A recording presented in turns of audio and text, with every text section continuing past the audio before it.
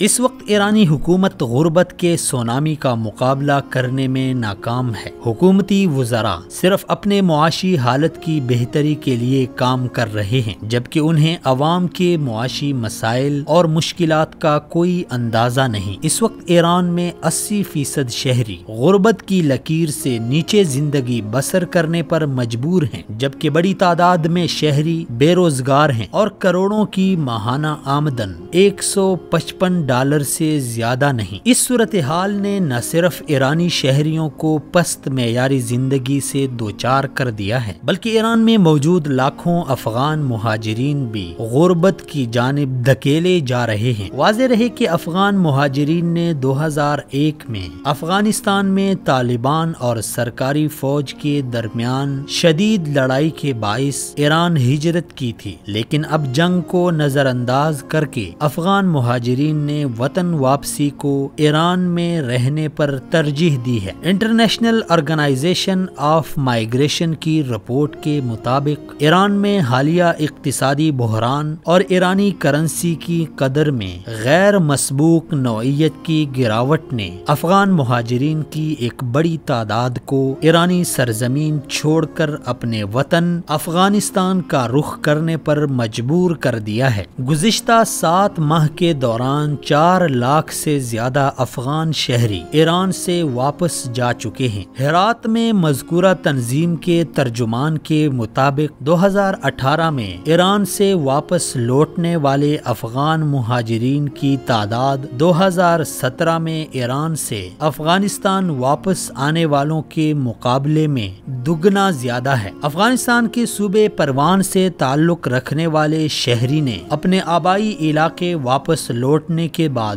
فرانسیسی radio RFI کی فارسی service کو بتایا کہ وہ 3 برس قبل ہجرت کر کے ایران کے شہر اصفہان پہنچا تھا۔ وہاں اس نے ماہانہ €215 کے مساوی تنخواہ پر گاڑیوں کے ایک کارخانے میں کام شروع کر دیا۔ تاہم ایرانی کرنسی کی گراوٹ کے بعد اس کی تنخواہ کم ہو کر 1/3 رہ گئی۔ یہ رقم اس کے والدین اور 9 بہن بھائیوں کے گزر بسر کے لیے کافی نہ تھی۔ اس کے سبب وہ اصفہان سے واپس آ گیا اور اب افغانستان کے شہر ہرات میں بہتر آمدنی والے روزگار کی تلاش میں ہے۔ ایران میں موجود افغانوں کو اس وقت کئی مسائل درپیش ہیں۔ ایرانی حکام انہیں اشیائی صرف سرکاری نرخوں پر فروخت نہیں کرتے، انہیں آمد و رفت کے عام ذرائع میں سوار ہونے کی اجازت نہیں ہے اور اسکولوں میں ان کے بچوں کا اندراج نہیں ہو سکتا، جبکہ ایران ان میں بعض ضرورت مندوں کو فاطمیون ملیشیا میں بھرتی کرتا ہے، جو شام میں ایرانی پاسدارانی انقلاب کے ماتحت بشار الاسد کی فوج کے شانہ بشانہ لڑ رہے ہیں۔ پے در پے آنے والے مصائب نے ایرانی عوام کو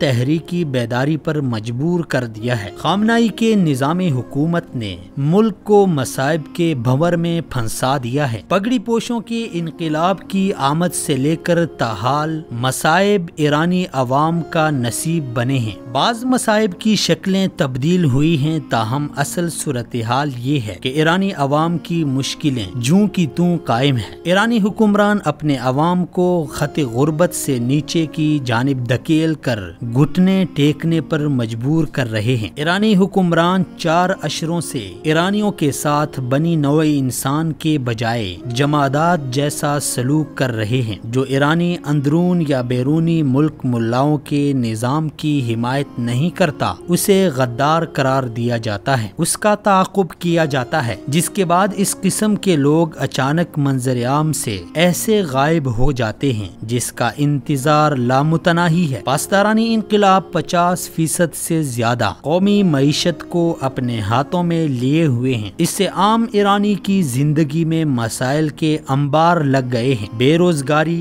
دھماکہ خیز صورتحال اختیار کر گئی ہے، بنیادی خدمات ناپید ہیں، اشیائی ضرورت مہنگے ہو رہے ہیں۔ درپیش حالات کے اظہار کے لیے کسی ماہر یا تجزیہ نگار کی صلاحیت درکار نہیں، لہذا ایران کے روزگار کی منڈی اب افغان مہاجرین کے لیے پرکشش نہیں رہی، جنہوں نے جنگوں کے سبب اپنا وطن چھوڑ کر اور بہتر معاشی حالات کی خاطر ایران کا رخ کیا تھا۔ لیکن اب افغان نوجوان مہاجرین سامان سفر باندھ کر اپنے وطن کی جانب گامزن ہیں۔